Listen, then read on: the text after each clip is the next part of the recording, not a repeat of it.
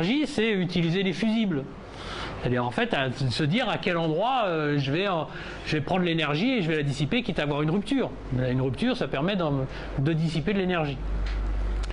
Donc en revanche, si vous êtes sur des sols très meubles, il vaut peut-être mieux avoir un glissement du bâtiment, de la structure, plutôt que des sollicitations de ce type-là. D'autant que les fréquences sont plus basses. Bon, alors là, ce serait... je ne suis pas un spécialiste du calcul dans les structures sismiques, parce qu'en France, on n'en fait pas beaucoup.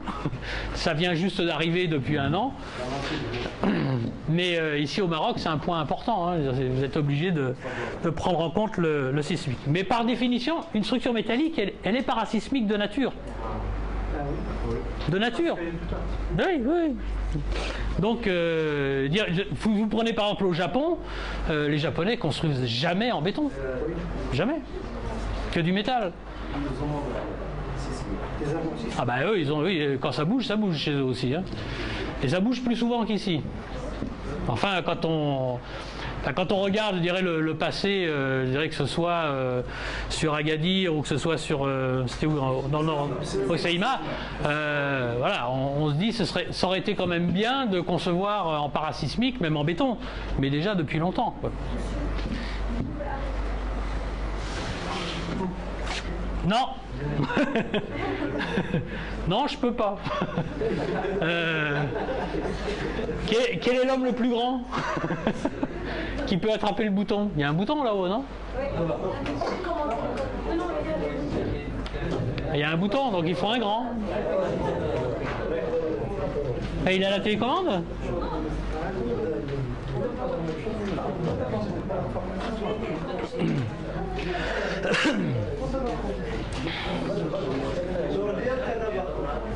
Bon, donc par définition, sachez qu'une telle structure est nécessairement la moins onéreuse qu'une structure encastrée. En revanche, c'est celle qui est aussi la plus sujette aux déformations. C'est-à-dire si à un moment donné, aux déformations potentielles et même volontaires, vous avez le gars qui... Ça c'est un parking, donc ça pose pas trop de problème parce que ça change pas d'usage. Mais vous avez un bâtiment qui est isostatique et puis vous avez le nouveau propriétaire qui arrive et puis dit « Oh là là, la barre au milieu elle me gêne, je veux mettre mon comptoir pour servir les cafés » et puis il enlève la barre. Qu'est-ce qui se passe? Eh ben, le système est plus stable. Et donc le bâtiment, il y a le vent qui se met à souffler et le bâtiment il commence à bouger. Donc ça sous-entend qu'à un moment donné, les structures isostatiques, c'est bien d'avoir un suivi. C'est-à-dire qu'il y ait au moins une culture chez les maîtres d'ouvrage qui rachètent un bâtiment, de savoir que quand on enlève une barre, c'est pas n'importe quoi. Ceci dit, vous prenez un bâtiment en béton, vous êtes au sous-sol, vous n'arrivez pas à garer la voiture, vous dites oh, bah, ce poteau-là, on n'a qu'à l'enlever. Ça peut aussi poser des problèmes. Hein. Voilà, on n'enlève pas impunément des pièces dans une structure.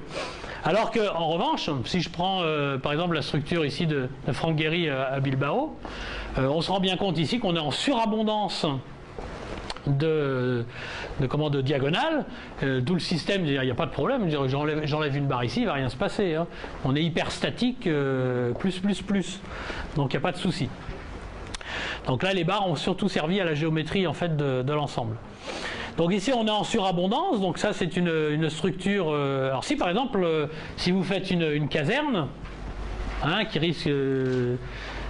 risque d'être en front, je sais pas, vous avez l'ennemi ancestral qui est face à vous, vous faites un abri pour les avions, vous avez intérêt plutôt à avoir des structures hyperstatiques, c'est-à-dire qu'en cas de destruction partielle du bâtiment, il tient encore debout, il ne tombe pas sur les avions, surtout qu'un avion ça coûte cher.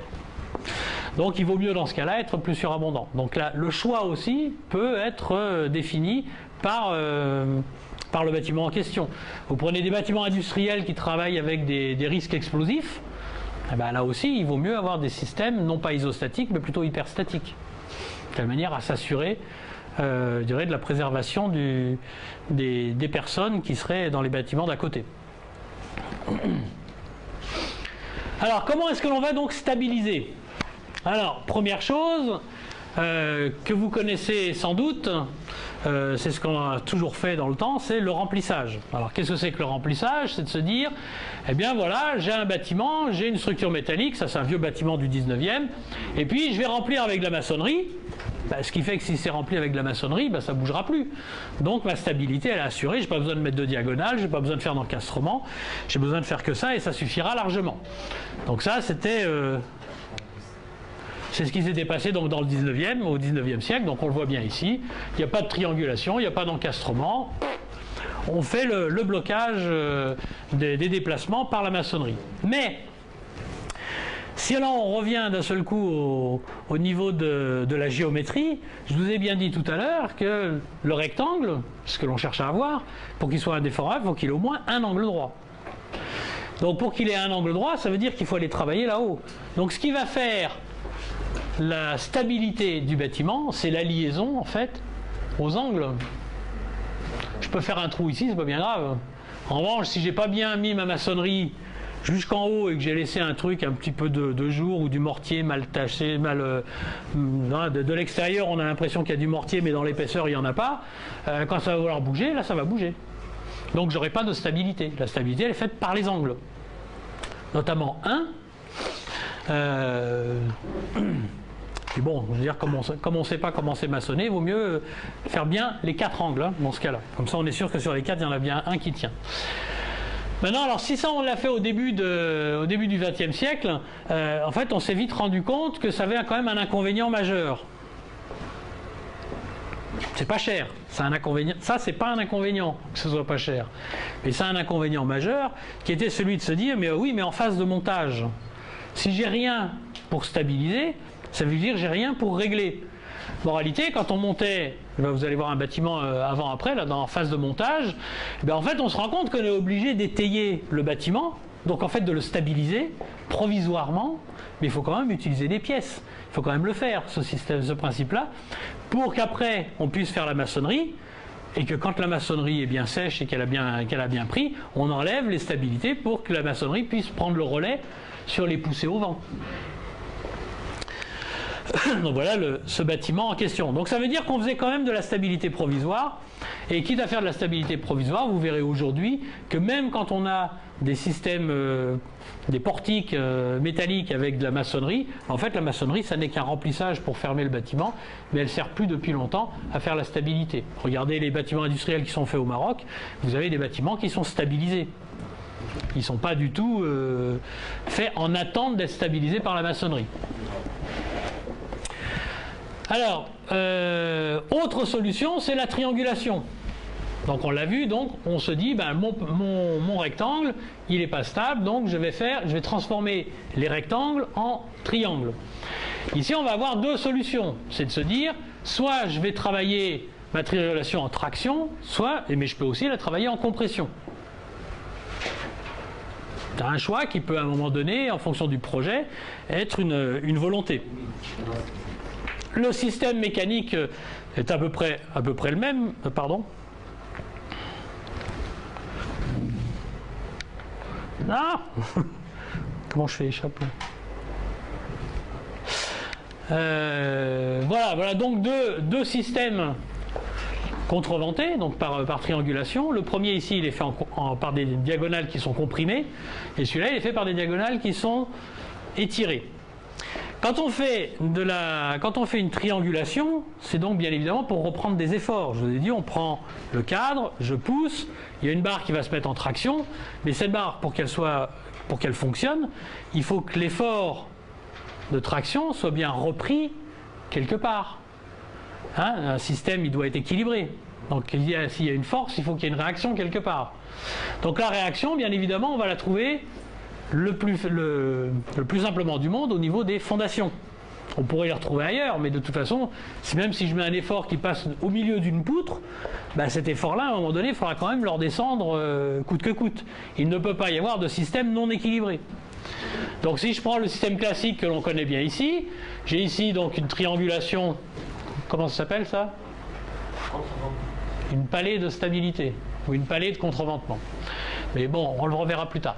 Quand j'appuie ici, je me dis, bon, j'ai mon bâtiment, donc tout ça, le bâtiment, il a tendance à vouloir partir, donc j'ai un effort horizontal. Comment est-ce que je le reprends? Je vais le reprendre où? Quand l'effort, là, il va transiter, dans ce qu'on appellerait la sablière, ici, et puis jusqu'à ce qu'il trouve une réaction.